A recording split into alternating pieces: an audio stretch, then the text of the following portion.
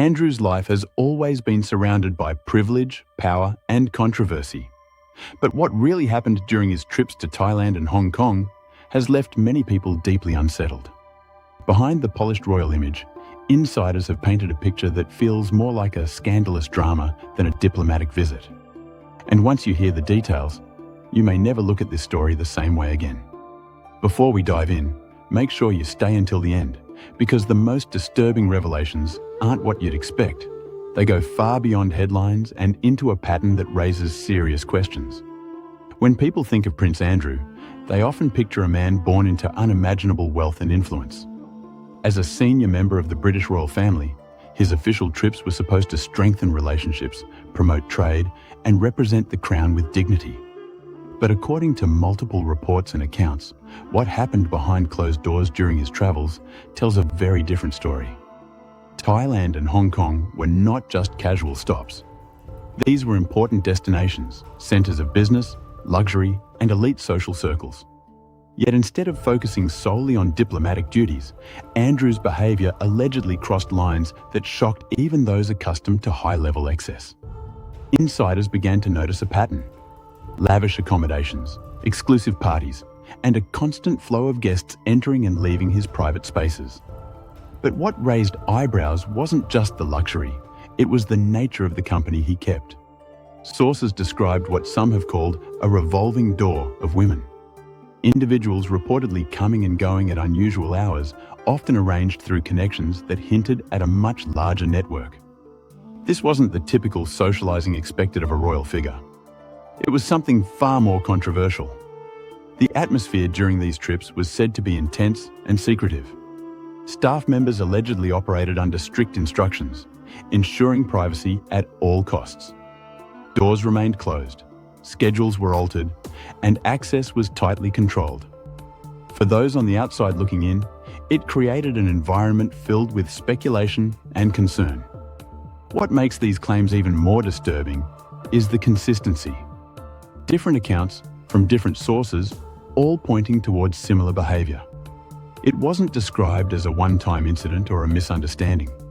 It appeared, according to reports, to be a repeated pattern during multiple visits. And then there were the demands.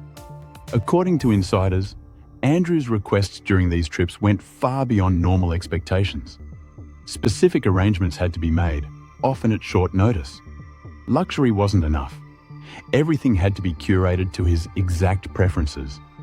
From accommodations to social settings, nothing was left to chance. But the most troubling part wasn't just the level of control, it was the implication behind those demands. The kind of environment being created, the type of access being facilitated, and the people involved raised serious ethical and moral questions. For many observers, this wasn't just about personal behavior anymore. It became part of a larger narrative surrounding Andrew's associations and the controversies that have followed him over the years. As more information surfaced, the public perception began to shift dramatically.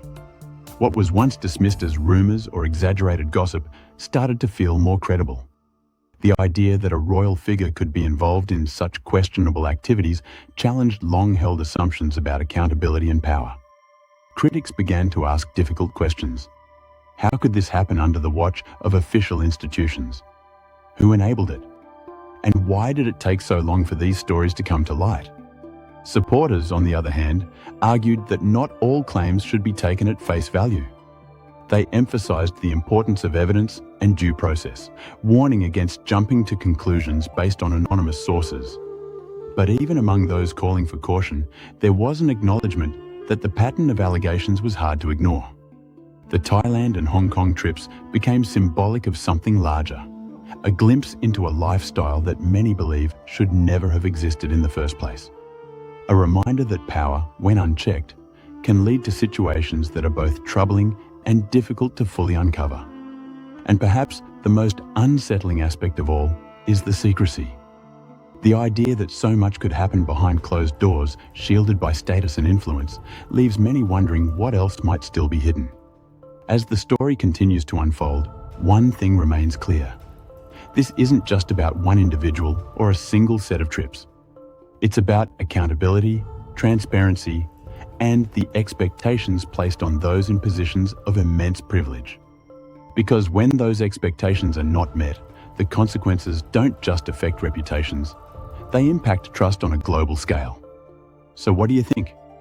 Are these revelations a sign of deeper issues within elite circles? Or is there more to the story that hasn't yet been revealed? If you found this breakdown insightful, make sure you like this video and subscribe to the channel for more deep dives into powerful figures' hidden stories and the truths that often stay out of the spotlight.